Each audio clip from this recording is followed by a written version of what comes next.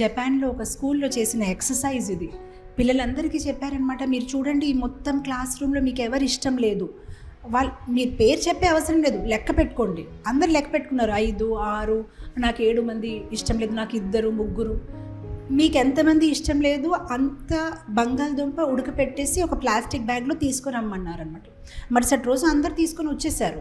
ఇప్పుడు ఏం చేయాలి టీచర్? ఏం లేదు, దీన్ని మీరు రోజంతా దీన్ని పట్టుకొని తిరగాలి. వాళ్ళకి పెద్ద బర్డన్ అయిపోయింది. అదేంటి బాబు, దీన్ని పట్టుకొని తిరగడమా? ఆడుకున్నప్పటికీ అది ఒక పెద్ద ఆటంకంగా ఉంది. తినినప్పుడైనా, బాత్రూమ్కి వెళ్ళినప్పుడైనా, మొత్తం మీద రోజంతా అయిపోయింది. ఇప్పుడు ఏం చేయాలి టీచర్? ఇంట్లో కూడా ఇది అలానే పట్టుకోవాలి, మళ్ళీ మరుసటి రోజు ఇది ఇలానే తీసుకొని రావాలి. 3-4 రోజులు అలా తీసుకొచ్చినప్పటికీ వీళ్ళకి విసుకొచ్చేసి అప్పుడు మనసులో అనుకుంటున్నారనమాట, మా ఫ్రెండ్ ఎంత లక్కీ, ఆవిడ ఓన్లీ 2 బంగాళదుంప, నేను 7 తీసుకొచ్చాను, నేను ఎందుకు 7 తీసుకున్నాను? చెడు వాసనం అనమాట. అప్పుడు టీచర్ చెప్పారనమాట, మీరు ఇలా ఈ బ్యాగ్ని పట్టుకుంటే మాకు ఎంత బరువుగా ఉంది, అలానే మీ మనసులో మీరు ఎన్ని బరువులు ఉంచుతున్నారు.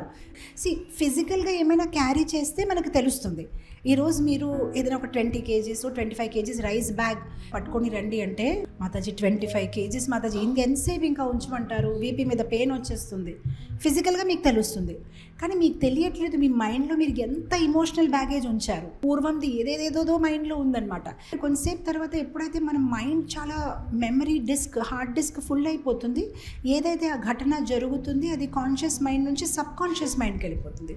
కొన్నాళ్ళకి ఏంటంటే సబ్ కాన్షియస్ మైండ్ కూడా ఫుల్ అయిపోతుంది. అప్పుడు సబ్ కాన్షియస్ మైండ్తోనే అన్కాన్షియస్ మైండ్కి వెళ్ళిపోతుంది. మళ్ళీ అన్కాన్షియస్ మైండ్ నుంచి అది వేరే లేయర్స్కి వెళ్ళిపోతూ ఉంటుంది అనమాట. టోటల్ 7 లేయర్స్ ఉన్నాయి అనమాట. ఈ జన్మంలో మీరు దాని గురించి మర్చిపోయారు. ఇంకా ఘటన జరిగింది, అయిపోయింది, క్లోజ్ అయిపోయింది, మీ అన్కాన్షియస్ మైండ్కి వెళ్ళిపోయింది. కానీ ఇప్పుడు మనం ఎవరెవరితో అయితే ఉంటున్నామో వీళ్ళందరి చుట్టే పుట్టుతాం మనం మళ్ళీ. ఎందుకంటే మనకి కార్మిక్ రుణానుబంధన ఉంటాయి కదా, కార్మిక్ బంధనాలు, మళ్ళీ వాళ్ళ చుట్టే పుట్టుతాం. కాకపోతే ఇప్పుడు భార్యగా పుడితే అప్పుడు అమ్మాయిగా, కొడుకుగా, అలా వేరే సందర్భాల్లో వేరే సిచ్యువేషన్స్లో. అప్పుడు ఏమవుతుందంటే అనుకోకుండానే ఆ మనిషిని చూసినప్పటికీ ఏమో పాపం తను ఏం చేయలేదు నాకు, కానీ ఎందుకో ఏంటో ఇష్టం ఉండదు. ఎందుకంటే పూర్వం ఒక అకౌంట్ నేను అతనితో క్లోజ్ చేసుకోలేదు, అది B/F వచ్చేసింది, బ్యాలెన్స్ క్యారీ ఫార్వర్డ్ చేసుకున్నాను నేను. మనకు వద్దు కదా ఆ బ్యాలెన్స్లో. అందుకోసం ఈ లైఫ్లోనే అందరితో మన అకౌంట్స్ క్లోజ్ చేసుకోవాలి. మనం బాధ ఫీల్ అయినా, హ్యాపీ ఫీల్ అయినా వెంటనే ఆ పర్సన్ దగ్గరికి వెళ్ళిపోయి, ఇలా మీరు చెప్పారు, నాకు బాధ ఫీల్ అయింది, ఓకే, అక్కడికది వాంఛాకల్ప చేసేసి క్లోజ్ చేసుకోవాలి. కానీ మైండ్లో ఉంచేసామనుకోండి, అది చాలా డర్ట్ అక్యూములేట్ చేసి ఇంట్రెస్ట్తో పాటు అది ఎలా ట్రాన్స్ఫర్ అయిపోతూ ఉంటుంది. కాకపోతే కాన్షియస్ మైండ్లో ఉన్నప్పుడు వాటర్ ఫామ్లో ఉంటుంది, సబ్ కాన్షియస్ మైండ్లో, అన్కాన్షియస్ మైండ్లో వెళ్ళినప్పటికీ పెద్ద స్టోన్ లాగా తయారైపోతుంది. అప్పుడు అది ఇంకా కరగదు. అందుకోసం కాన్షియస్ మైండ్లో ఉన్నప్పుడు దానికి అక్కడ అది సమాధానం చేసేసుకొని క్లీన్గా ఉంచాలి. మనం ఎలా అయితే రోజు ఫ్రిడ్జ్ క్లీన్ చేస్తాము, బాడీ క్లీన్ చేసి స్నానం చేసుకుంటాము, అలానే మన మనసుని కూడా రోజు క్లీన్ చేసుకోవాలి. ఎవ్రీడే ఝాడు పోచా తడగొట్టి పెట్టాలి ఎవ్రీడే. కాన్షియస్ మైండ్లో ఏదైతే వేలాడుతుంది దాన్ని తీసేయాలంటే శ్రవణం చేయాలి.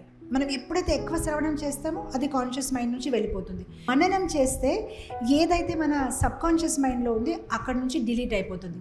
అండ్ నిధి ధ్యాసం అంటే మన లైఫ్లో ఎప్పుడైతే మన ఆధ్యాత్మిక జీవితంని ఇంప్లిమెంట్ చేస్తూ వెళ్ళిపోతామో అన్కాన్షియస్ మైండ్లో ఏదైతే ఉంది పూర్వ సంస్కారాలు అన్నీ క్లియర్ అయిపోతూ వెళ్ళిపోతాయి. అప్పుడు చాలా హ్యాపీగా కృష్ణ కాన్షియస్ పెరుగుతుంది. అండ్ శాస్త్రంలో ఏదైతే మనం చదువుతున్నామో మనం ఈజీగా అర్థమవుతుంది అనమాట. कृष्णार्पणं मृत्यु कृष्णार्पणं कृष्णार्पणं कृष्णार्पणं कृष्णा